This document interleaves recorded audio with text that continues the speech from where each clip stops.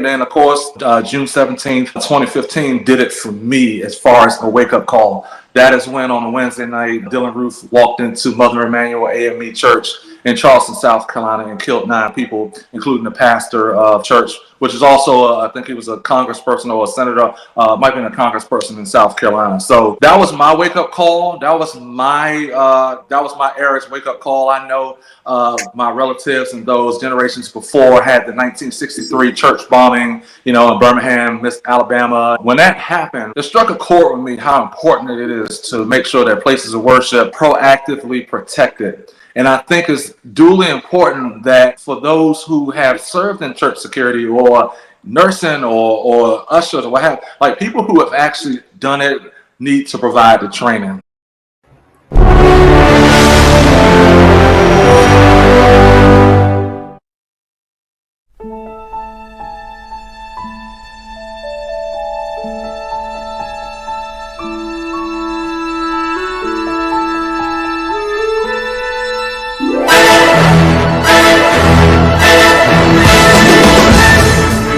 Welcome to the Trigger Warning Talk podcast, where we have uncensored conversations, we exchange information, and we provide resources to all the listeners and the viewers of this international podcast. That's right. It's your Fire Medic CEO, host LP, back again for a great episode. We always do something different than other podcasters in podcast world are doing. I am also so excited right now. I can't even tell y'all how excited I am to do this particular episode because it's going to be a series. I got my brother, Mr. Bryant, TUCKER, better known as Sparrow. You can listen to this podcast. You can also watch these interviews in 2 places: Spotify, the free version, as well as our YouTube channel, which is the company name, Penton Consulting Solutions, LLC. Trigger Warning Talk Podcast, all 4 words. Please like, subscribe, leave a review, 4 words minimum. Don't just hit the like button. We got to get the algorithm to act right. We're going to do a multi-series episode talking about securing houses of worship, executive protection, and concealed carry weapon training with none other than my brother, Mr. Bryant TUCKER. Let me give you his CV. It's really longer than what I could really give you all. If you want more, go to his social media. I got his links on the screen, so if y'all ain't watching these interviews, you better watch it because y'all miss a whole lot of stuff. Because I always bring graphics into the picture, even though we love our listeners.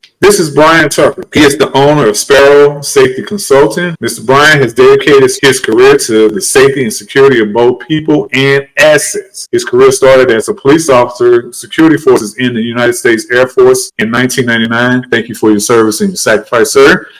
His love for executive protection started in 2005 when he joined a specialized unit at Andrews Air Force Base in Maryland, dedicated to working closely with the United States Secret Service and consistently ensuring the safety, arrival, and departures of then President Bush and Vice President Cheney. So we're talking about George W. In 2006, Mr. Bryant was honorably discharged from the military and entered the civilian security sector. Bryant has gained security experience in hospitality, retail, distribution centers, and churches. In the 2021, he became the first director of safety at Mount Zion Baptist Church in Greensboro, North Carolina, where he managed 3 campus locations throughout North Carolina. In June of 2020, during the COVID pandemic, he started Sparrow Safety Consulting because he saw that there was a dire need to educate responsible citizens on all things related to firearms.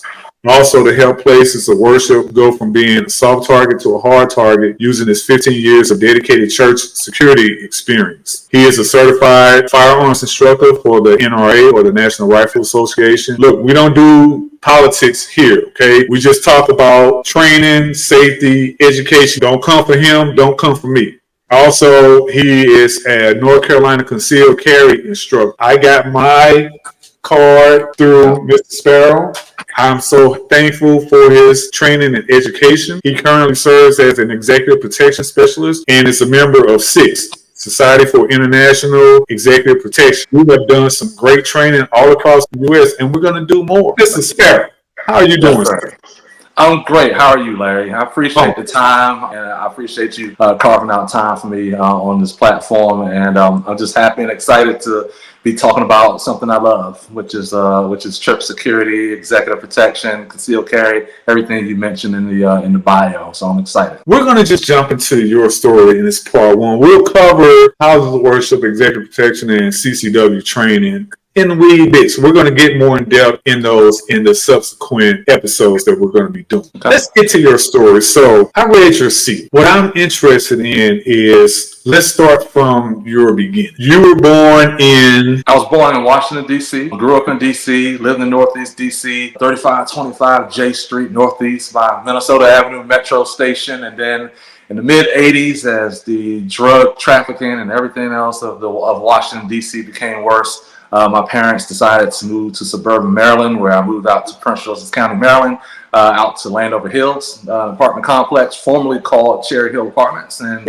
grew up out there. Went to elementary school, middle school, high school in Landover, Maryland, and graduated in '95. And I did about maybe a year or so in community college, and I said it wasn't for me. I wanted to focus on getting that bread, right? I wanted to focus on getting finances to be able to take care of myself and sustain myself and everything. You know, at the same time, living with my parents. And then fast forward to March of 1998. I said one day, it was on a Saturday, I'll never forget. I said, I'm going to go to the United States Air Force recruiting office. I said to myself, because everybody, all my other friends were joining the Army, the Marines, the Navy, and everything. And so I heard about this Air Force thing. I said, well, I wonder what they do. And so I decided with a friend of mine who was a retired Navy veteran, he went with me to the Air Force recruiting office, and I sat down and listened to what they said, and much to the dismay of my mom, not necessarily my dad at the time, I decided I wanted to, shift gears in my career, so to speak. So did the whole ASVAB testing and everything. And for those who've been in the military or have family members in the military, you know exactly what I'm talking about. Scored very well, very high, and decided to go into the Air Force. So June '99, San Antonio, Texas, basic training. That's where my military/security career started eventually, after I graduated basic training in the fall of '99, almost about 25 years ago to the day, as a matter of fact, in October, I believe it was, when I did that. First duty station, Shaw Air Force Base in South Carolina. My first day of work was New Year's Eve on the main gate at Shaw Air Force Base in Sumter, South Carolina, where I was checking IDs. Didn't know quite exactly what I was doing at the time or what have you, but it was a jump off, if you will, of my career and everything. And so after a few deployments to Saudi Arabia, Qatar, I did a year over in South Korea with the 51st Air Force Security Forces Squadron there with the 51st Fighter Wing. And then I came back to Andrews Air Force Base to work with the 89th Security Forces Squadron. And that's when I fell in love with executive protection. You all may have heard of this blue and white aircraft called Air Force One. It's modeled off the Boeing 747-400 model, but they call it the VC-25. So, and there's two of them. That's a little FYI. And when I saw that those motorcades coming from wherever they were coming from, probably the White House to the base, or they were coming in on Marine One, I said, this is something I want to do in the future. And that's where my deep love, my deep passion for executive protection really came into play. And so after multiple deployments again, and, for family reasons, decided to honorably discharge in September 15th of 2006 and moved to the Charlotte area, as a matter of fact, where I lived there for about 8 years or so, getting into hospitality, working in hotels, retail, and eventually in 2014 moved to Greensboro, where I started working in distribution, doing security management and safety. At that time, my keen sense of awareness had always been increased as far as like learning new and innovative things on safety and security. And so I knew deep down inside when I first started being in the industry, how important it was to be able to pay attention to detail, be able to focus on proactively focus on things before it happened, almost like a Nostradamus effect, right? Where we can see the threat happening and see that it's going to be some possible issue, and way before it happens. And so decided to get into that. And again, just like you mentioned, Larry, I became the first security director at Mount Zion Baptist Church here in Greensboro.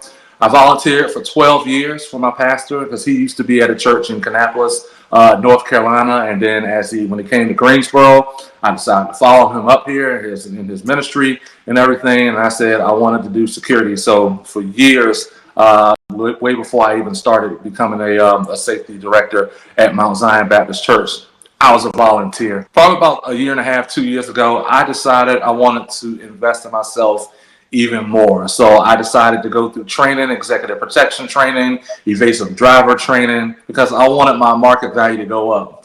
I knew at an early part of my time at the church that, my ceiling, I had reached my professional ceiling. So just doing everything from a church perspective, training, I wanted to do something better with myself. And so I decided to go through that training in the spring or summer of 2022. And shout out to Mr. Melvin Key for paving the way for me with that. It's been go ever since. So I'm excited for, what the rest of this year has, this fourth quarter of 2024 and what 2025 it's going to have in store for Sparrow Safety Consulting, and collaborating with you, Larry, and other folks in the profession, and just seeing what happens. It's going to be an exciting time, so I'm looking forward to it. Let me give a disclaimer to all the listeners and the viewers, because I didn't do that earlier. This is the Trigger Warning Talk podcast. We're sponsored by Spotify for Podcasters. We are produced by my company, Penton Pending Consulting Solutions, LLC. If you're triggered at any point during this podcast, and I mean at any point, and you need help immediately, please call 911 here in the States.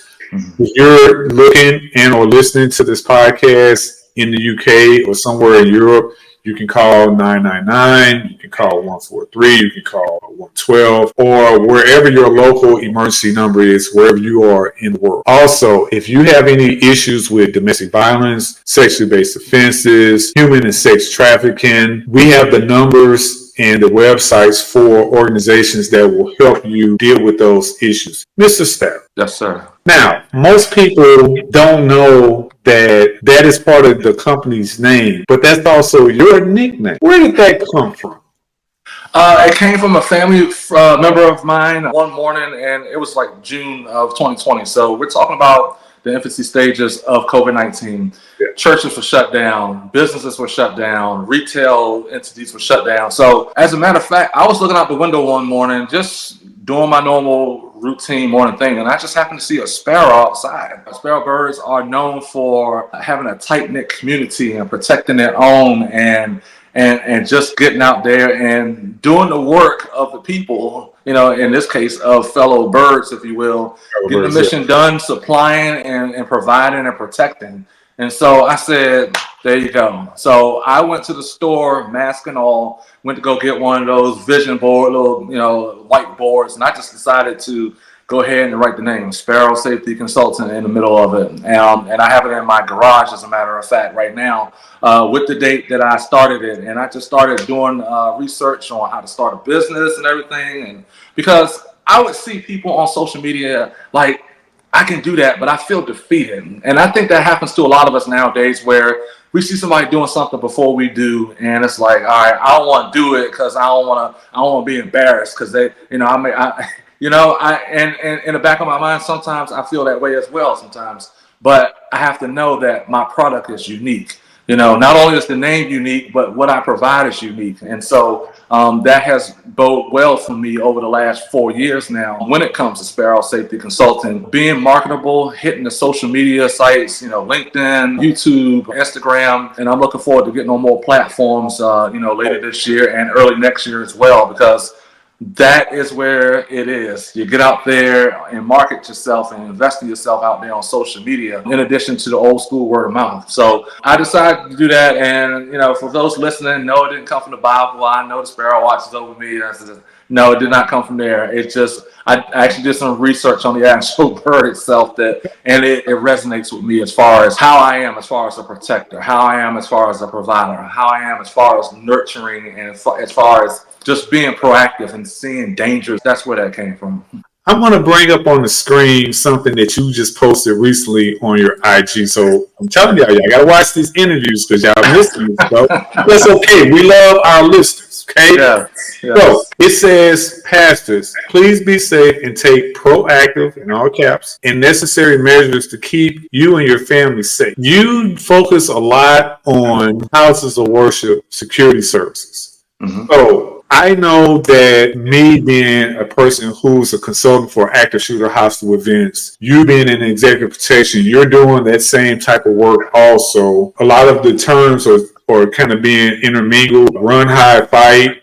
In most corporate or business entities, they call it avoid, deny, defend. Same thing, tomato, okay? So just be aware that, folks, if you hear run, hide, fight, It's the same as avoid, but not defend.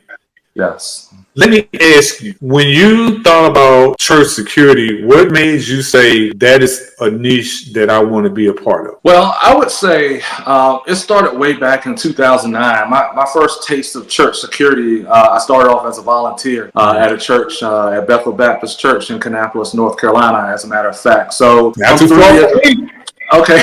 I'm right at Concord, you know. Oh yeah, you're right across 85, bro. Yeah, right. Exactly. 3 years removed from the Air Force, and I was 7 years into it, right? So my security mindset is always on. It's on 24/7. I can never turn it off. So I said to myself, I wanted to try to lend my expertise and my assistance to a place of worship. So the church I was going to at the time, at Bethel Baptist Church in Kannapolis, I decided I wanted to be a church security volunteer. So I went from doing, being at a fixed post in the church to actually, being with the pastor and shadowing him or going places with him or, just providing close protection with him as well. And so I saw that it stuck, and then about maybe a couple years later in the early 2010s, I started asking and implementing ideas on, well, let's do active shooter training. Let's do, because, this is 10, 11, 12 years after Columbine, right? So I started to say, okay, I want to, let's try this out. Now, this is a church probably about maybe, I would say total members probably about at the time, maybe around 2,000, 2,500. I might be off by a couple or what have you, right? So I was told we're not ready for that yet. We're not ready for that yet. Let me tell you something, LP. When I heard that, I said, you got to be kidding me, right? I said, okay, all right. Because, again, I come from a proactive mindset. I like to practice for stuff before it happens. And so I know later we'll get deep into the weeds as far as, church security training and things like that. But at the time, I'm ready to go. I'm treating the pastor and his family just like the Secret Service treats the president, vice president of the United States, what have you. I wanted to pull out all the stops to make sure that not only the pastor was safe, but the congregation is safe, the volunteers are safe. And so training wasn't really a thing back then, back in the early 2000s, because nothing has happened to this point. So why should we worry about it? Why should we invest in it? And that's where the love of it came into play. And then, of course, June 17th, 2015 did it for me as far as a wake-up call. That is when on a Wednesday night, Dylan Roof walked into Mother Emanuel A.M.E. Church in Charleston, South Carolina, and killed 9 people, including the pastor of church, which is also, I think he was a congressperson or a senator, might have been a congressperson in South Carolina. So that was my wake-up call. That was my era's wake-up call. I know my relatives and those generations before had the 1963 church bombing, in Birmingham, Alabama. When that happened, it struck a chord with me how important it is to make sure that places of worship proactively protected. And I think it's duly important that for those who have served in church security or nursing or ushers or what have, like people who have actually done it need to provide the training. Yes, there are facts and figures out there. There's organizations out there who have done it, and let's be honest, they're training on just a few things. Active shooter, any kind of, first aid, CPR, or what have you. Or like de-escalation. They're not talking about how to protect the pastor, how to protect them outside the 4 walls of the church, like the post I put on Instagram this morning. They're not talking about the necessary and proactive measures to make sure that pastors have in place in order for them to be safe. Because a lot of pastors don't have security. You have to be like one of those high-profile pastors to, actually, to actually be able to, have that protection. And, they have the protection, but what kind of training do they have at the same time? So I really have rolled my sleeves up, taken my lunch pail to work kind of mentality over the last couple of years to push the message on making sure that houses of worship are a hard target and not a soft target. Hard target meaning you got plans in place, written plans. Let me talk about that for a second, how important it is to have a written plan. Everybody has to know the plan, and everybody has to know what the plan is. You can't have the plan up here. Oh, I know this, because you can't assume that everybody else knows it. And the person who has the plan up here, let's say, for example, that person gets shot, killed, or fall off the face of the earth somehow. Then what happened? And then you have to go back to the drawing board to reinvent plans and implement certain standard operating procedures. And I am a huge proponent of having things in place way before that television camera shows up at a church and puts that microphone in that camera in that member's face. And they'll ask the question because news reporters are super savvy. They know what to ask and they know how to get the algorithm up and the numbers up. So they're going to ask those certain questions. When was the last time your church has gone through training? Or what was your emotion? Or what did you see? And all this other stuff. You know, news agencies, mainstream media loves to piecemeal stories together to make it work for their benefit. I have seen that firsthand. I have firsthand knowledge of that, of other churches that have relayed that information to me. So there's a picture that you posted on your Instagram. The picture that you posted talks about what you just mentioned, the shooting at the Mount Emanuel A.M.E. or African Methodist Episcopal Church. I'm emotional right now. Like seriously, because there's a picture of you standing in the parking lot, and in the background is the church where Dylan Roof went in and shot and killed 9 of the parishioners, including the pastor that you just talked about.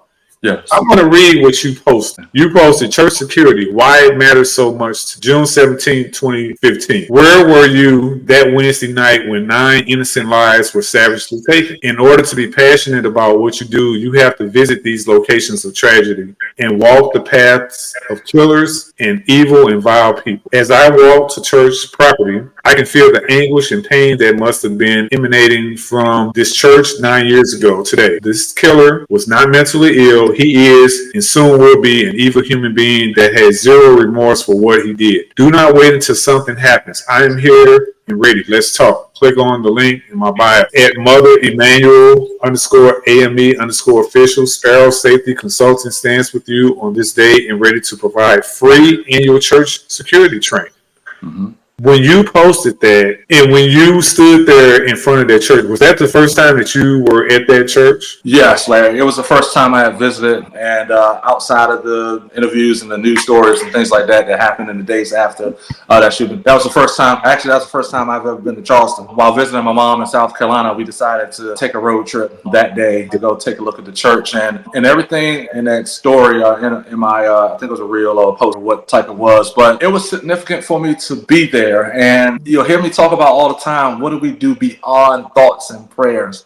Because with the recent Georgia high school shooting, you have frustration, you have confusion, you have the candlelight vigil, you have the roses and the teddy bears being put at the location where the incident took place.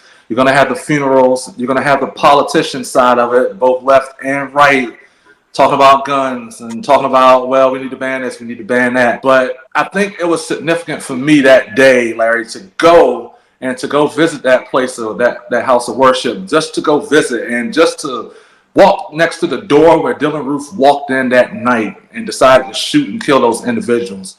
I want everybody that's watching this video and is in church security, or you have family that, religiously, no pun intended, go to church. And think about it. I want you all to think about the importance of not if, but when. That is how I operate, or have been operating for a number of years now. It's not if something happened, it's when it's going to happen.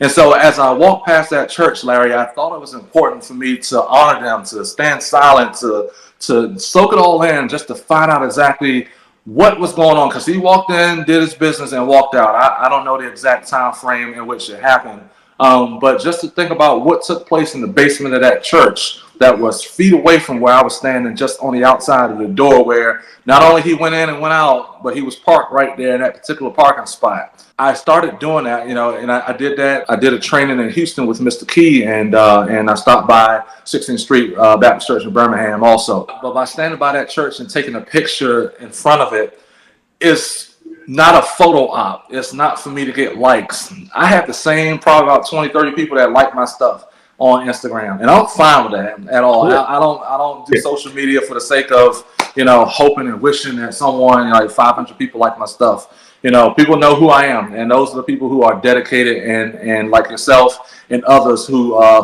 actually see what I'm doing and the reason why I'm doing it. Our churches, our places of worship need help. Places of worship are seen, again, as soft targets, meaning that anybody at any time can walk in any kind of church, whether it's a Mother Emanuel A.M.E. church, White Settlement, Texas church, Sutherland Springs, or even Lakewood church in Houston, A large church with a multi-billion-dollar pastor can walk in there during a service. It don't matter if it was a Hispanic speaking service or it was a regular service. That can walk in a building with the firearm in their backpack and start indiscriminately shooting at people.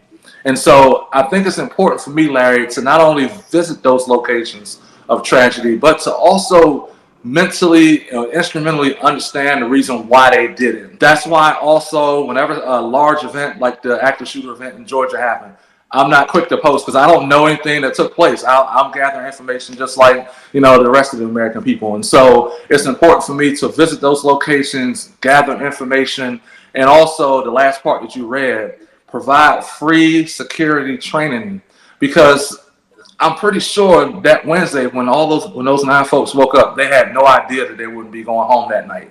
I want you all that's watching this to put that in proper perspective. Tomorrow's not promised, okay? So it's important to make sure that you have all the necessary tools in place to be ready.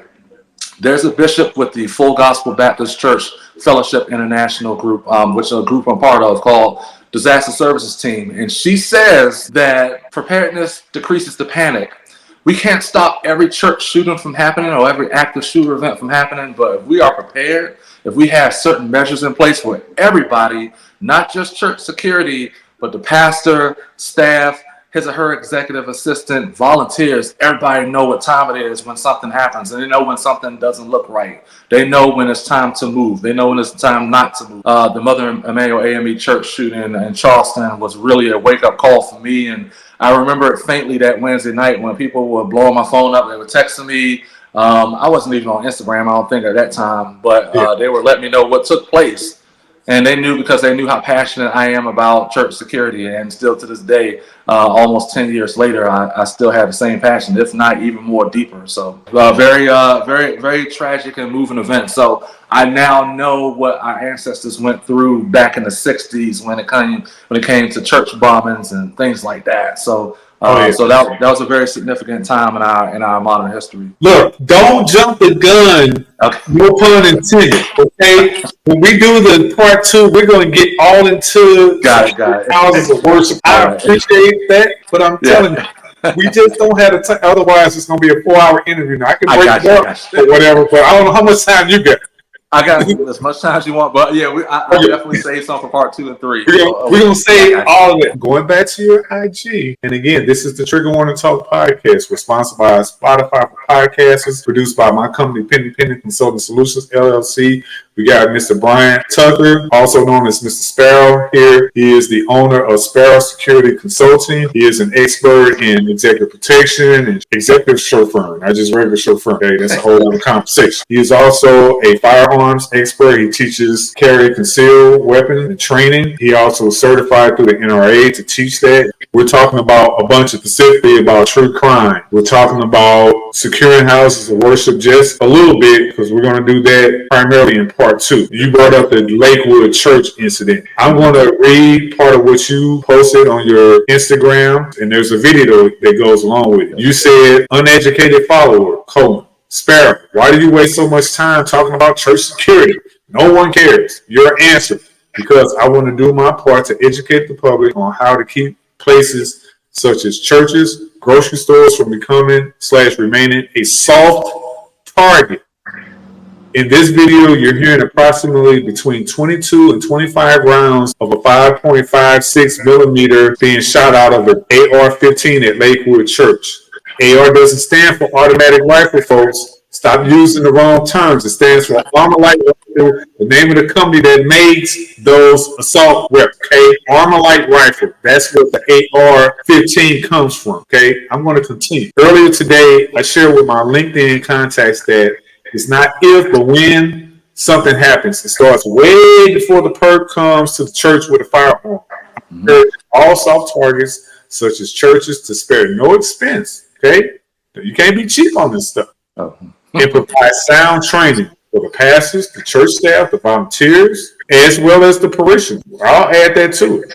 Yes. Reach out to me for all your training needs. I've stood on the wall for years, and thankfully nothing serious has happened on my watch. I am Sparrow Safety Consultant. Hashtag church security. Let me play this video, and again, you're going to hear firearms being discharged in the background.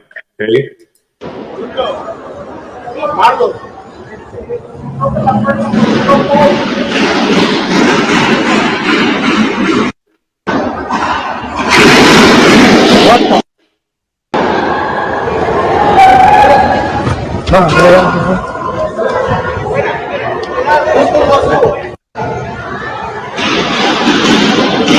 so that was the church shooting at Lakewood Church with Pastor Joe Osteen, 2024.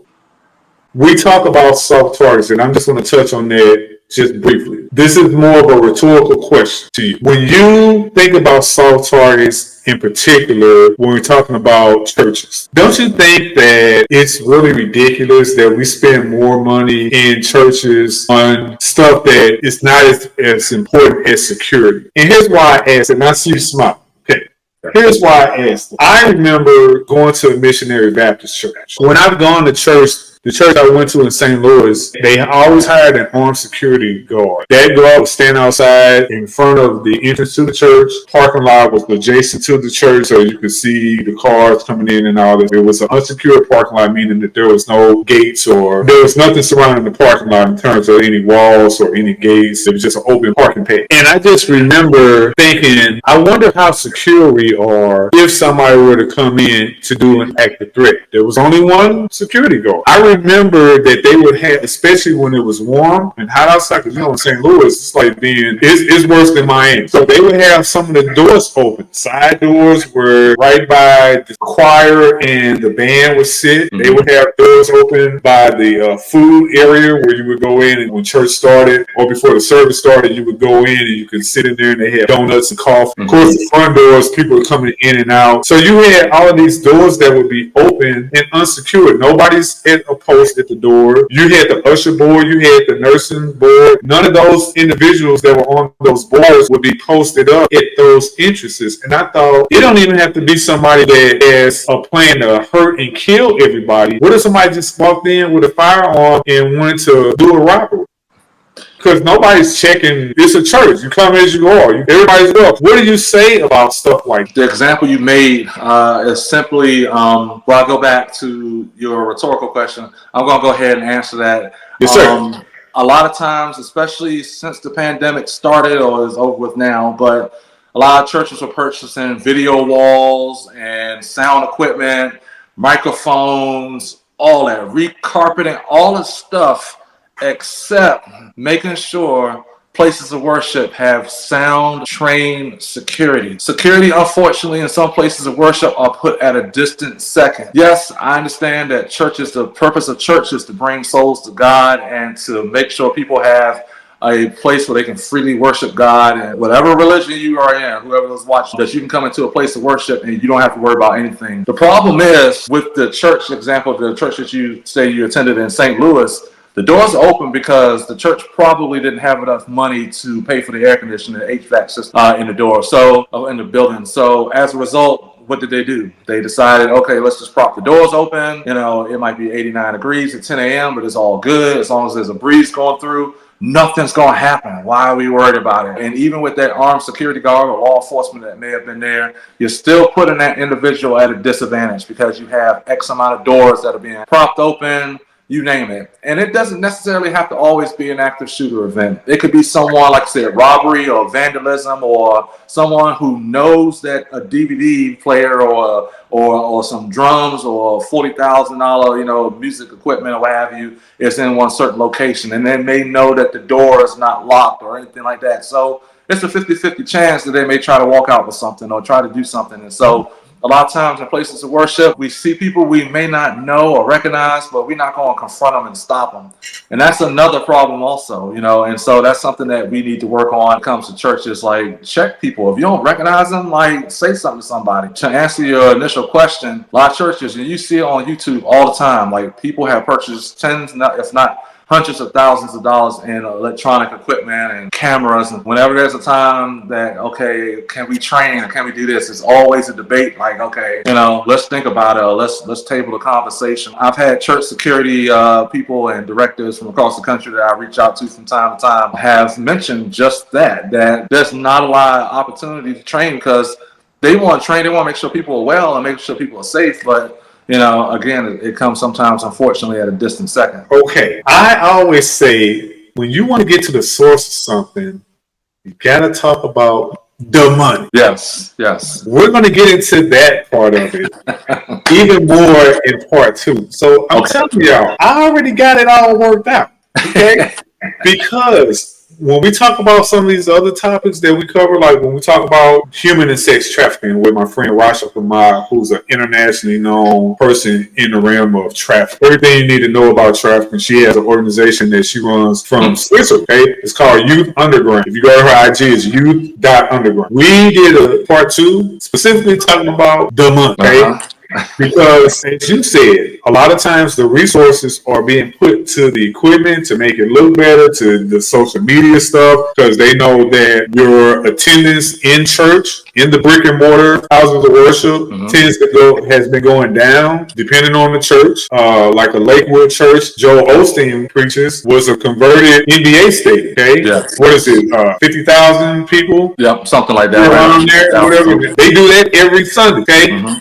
The church I went to, you'd be lucky if you had 200 people in it. And like you said, it was climate control, but sometimes they would just open the doors. The weather was cool, And then if it was if it's a beautiful day outside, it's like, yeah, that was great. You're getting some fresh air in there. People that are living in the neighborhood can hear the music. They might hear the preaching. They use that to kind of bring people in off the street. Right. I bring it up because these are soft targets. Yes. I want to jump over. We're going to put a pin in it. Let's talk about executive protection. When you got involved with executive protection, what did it look like when you got involved with it compared to now? Because a lot of people don't understand how executive protection works. Give us a brief breakdown of what executive protection is, because a lot of people think it's just about executive when they hear the title.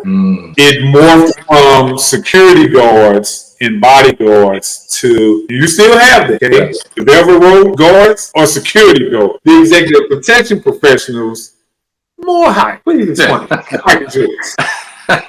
Absolutely, Larry. It's very interesting. It's a who do you know environment industry. It starts with training. It starts with getting with a reputable training company and just getting your name out there. It's more or less doing job interviews, if you will. So when you go through a training school, you're going to go out there, you're going to apply for jobs, you're going to, go online, but you're going to also make sure you put your product out there as well. And that's the beauty of social media, where you'll see a lot of times where people take pictures wherever they're working at. If there's a celebrity that they protect, a lot of times it's not like that. Okay, so just want to kind of reel people back into the reality of executive protection. You may be working a hotel hallway. It's called halls and walls. Okay, so you may be standing adjacent to a room where that client is for 13, 14 hours. Standing, not sitting for 4 hours and standing for 12, standing for 16 hours, up to 16 hours on average, maybe. It just depends on the detail. So it might be a dumpster outside in the alley. You may be sitting in the car if you're an executive chauffeur. You might be sitting in the vehicle for a while. It has its perks, but it's also about who you know as well when it comes to executive protection as well. So it's important, again, to get good training in. Not a lot of people can do it. Like a lot of people who are in law enforcement or in the military think they can transition from there to there. Totally different. The mindset is totally different. The world of executive protection is all about being methodical. It's all about having that second or that third sense, or that seventh sense, if you will, as far as being proactive. If I'm on a post, if I'm in a hallway, or if I'm doing protection for someone, close protection, I am paying attention to everything. I'm what's called a worst case scenario thinker in the first place anyway. So I'm always thinking about what could happen. When it comes to executive protection, we have folks come from the security industry, whether they work for an Allied Universal Garda, or maybe have worked on security in hotels, coming to the industry. And also, last but not least, the difference between security, executive protection, and bodyguard is like night and day. That doesn't make you an executive protection professional. It comes with years and years and years and years of training, and I'm still going through the process as far as learning things as well. So I utilize social media and people who have been in the industry for a long time to kind of piecemeal together some nuggets of information to craft it into my own, into what I already know when it comes to security and safety. We want to talk about concealed carry weapons training, and you being a certified instructor through the NRA. And again, we're not going to get into the politics. We know that the shooting that happened happened in Atlanta or outside of Atlanta at a high school, left 4 dead, 30 plus injured, and it's made national news. Every day we get these breaking news stories. Tell me, what are your thoughts about carrying concealed weapons? What made you interested in become an instructor? Well, for me, Larry, it's just simple. You can't wait on people to respond. In some parts of the country, it takes, I don't know, some parts of North Carolina, for example, it may take 10, 15, 20 minutes, depending on where you live, for law enforcement to show up. I have a thing that I always say, a phrase: be your own, very own first responder. That's right. And so I wanted to make sure that the citizens of North Carolina are well trained. I don't care what color you are. I don't care how old you are. I don't care if you failed or flunked the test in high school. I don't care about all that. My responsibility is to make sure I'm training responsible North Carolinians on how to carry concealed, and also to know the laws behind it. And of course, we'll talk about that down the road in another part of this series, but how important it is to know the laws and know your rights to Second Amendment, as far as the Second Amendment is concerned, and knowing where you can and can't carry. Just to educate people on firearms. It's more than just going to the store, your local academy or Bass Pro Shops or Cabela's or wherever you purchase your firearm, and just buying a firearm and that's it, and not going to the range and training. That's the reason why I decided to do that. And of course, like I said, I became a certified instructor back in 2021. So the need for responsible training was important to me. So I decided to do it. Absolutely. You are the first responder. You are what we call an immediate responder. That's what we train people on when I'm doing CPR classes, stop the bleed. You have to become trained and certified as an immediate responder before the first responders show up. Because on average in an urban environment, the average EMS response time is 7 to 15 minutes. If you have somebody who's gotten shot or stabbed or have a massive hemorrhage and they're bleeding out profusely, or they're swallowing out blood like Old Faithful, or blood's pouring out, or you got blood pooling of one of those injuries, you can bleed out in the shortest 3 to 5 minutes. And if the average urban response time for EMS is 7 to 15 minutes, you're already behind the 8 ball. It's important that you learn about firearm safety, you learn about how to use them. What would be the first thing that you would recommend? Because I always talk about people learning the 4 universal safety rules when it comes to firearm safety. So I got my firearm training toy here. It's a mock of a Glock. It's all plastic, no metal, no moving parts. You can't even release the mag, can't slide back.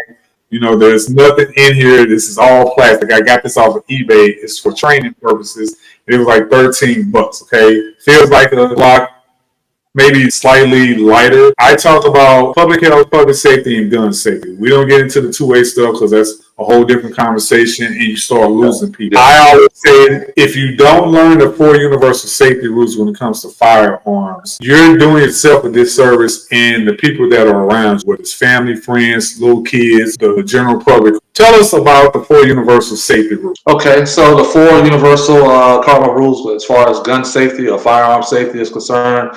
The first one is you want to treat all firearms as if they're loaded. Even when I'm handling it, when I'm taking it out of my holster, I'm about to take the magazine out, I'm making sure that my finger is nowhere around the trigger. So that comes with practice. That comes with practicing pulling from my holster out of the holster with no magazine. So I'm actually practicing quite frequently. Also, just in case, just to show that I have the right rhythm. And the second one is you want to know what's beyond your target. If you are at a grocery store, in a grocery store parking lot, Walmart, Albertsons, whoever's watching across the country, wherever your grocery store, your frequent store that you go to, and you engage a threat, you have to know what's beyond your target.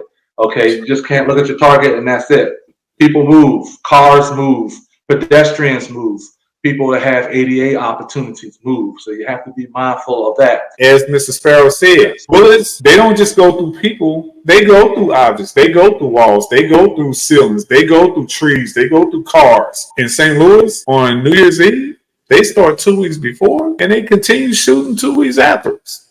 And when you're letting your gun off and you're shooting those rounds in the air, bullets go with the same velocity as they come down. And they got to come down somewhere. Okay? They're not going in outer space. Okay? Yeah. They're coming right down at the same velocity as if you aimed it at somebody. And bullets go through stuff. Also, again, never point your weapon at anything that you're not willing to destroy. It could be a firearm. It could be a knife. It could be whatever weapon that you have at your disposal. You want to make sure that you never point your weapon at anything that you're not willing to destroy. And then, Kate, Keep your finger off the trigger and outside the trigger guard until you have acquired your target and are ready to shoot. You always rest your finger right under the slide. Some guns and firearms have places where you can rest your thumb or maybe rest your finger or something like that, but always keep your finger off the trigger until you're ready to shoot. Let's say if I had my finger on the trigger and somebody came into my room, it startled me. Your reaction is kind of to jump. Well, if you got your finger on the trigger, you may depress the trigger. And depending on the type of gun you have and if you made any modifications, if you got a hair trigger on there, because it don't take a lot of pounds of pressure to depress these triggers, you may discharge that weapon. And so that's why we see a lot of these breaking news stories where some kid, some toddler got access to a loaded, unlocked gun, shot themselves, or shot their sibling, or shot somebody else. It's a bad day for everybody. It's life-changing for everybody, including these kids. You can get gun locks everywhere. You can go to sheriff's offices, EMS, and fire departments and give them away in St. Louis at the St. Louis Public Library. They will give you a gun lock because it's like, we'd rather give you a gun lock than get a call that says, hey, you need to respond to this shooting where this 2-year-old shot himself or herself or their sibling. That's a bad day for even us. We're human beings also. So when you do firearms training, what role do you offer in totality of the training? Just the classroom training. I also have some examples of, just like you mentioned, safety locks, gun locks, the containers that you can put your firearms in that's TSA approved that you can fly with, that you can get from Walmart, cleaning supplies on how to clean your firearm, because when you shoot 2,000 rounds through it, you just can't put it in the closet and then pick it up the next day. You have to clean it rather in the event that you use it for self-defense situations. Also in my classes, I stick to the basics as far as the lesson plan is concerned. I really don't get into like debates and things of that nature when it comes to YouTube videos, because that can kind of hold the class up. But I also make it very interactive as well. Whether you're a novice shooter, you've never picked up a firearm before, or you have been in the military, or maybe your grandparents passed it down to you when they passed away and they willed it to you. That is the type of people that I train. And I would say historically over the last 3 years, almost now, I've probably maybe had roughly between 65 and 75% of my students have been female. Okay. Females are really interested in protecting themselves. And a lot of times I'll have single parents. It's terrific. I applaud it that they want to take the initiative to do that. And I have a lot of single parents that I have taken my classes in the past, and so I think that's important as well. So, and also do firearms familiarization after that. So it's more than just a class. You get your certificate, you get your target with 30 rounds in it, you take a picture with it, photo op, and that's it. I go beyond that by checking in with my students as much as I possibly can, based on my schedule or what have you, in their schedule, and just making sure they have any questions. It's a lifetime commitment to carry a firearm, something deadly, on your waist or in your purse for females, or whatever you're carrying on belly.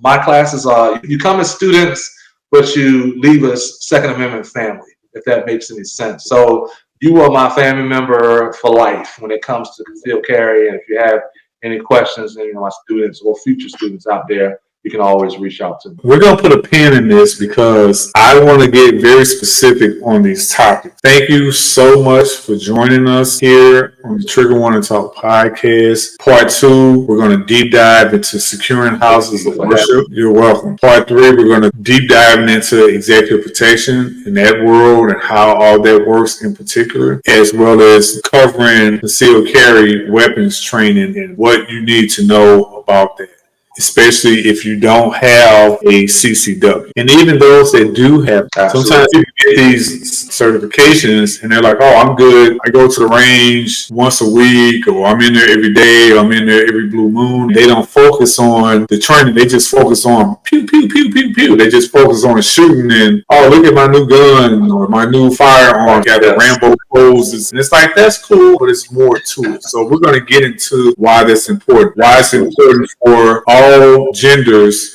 to learn how to use firearms. I work a lot with Professor Griff from Public Enemy. A lot of people don't know that he's not only a Rock and Roll Hall of Famer from Public Enemy, he's also certified to teach firearm safety training through the USCCA. He has a STELP, Safety Training, Education, and Legal Protection. I've taken a number of his classes. Most of them are virtual. He focuses a lot on Black and brown people getting trained to do firearm education. I remember a couple of years ago, we were having a conversation. He said, know what? If I had to pick an army and I had to pick between 10 men and 10 women, I pick 10 women because women make better shooters. Yep. Okay.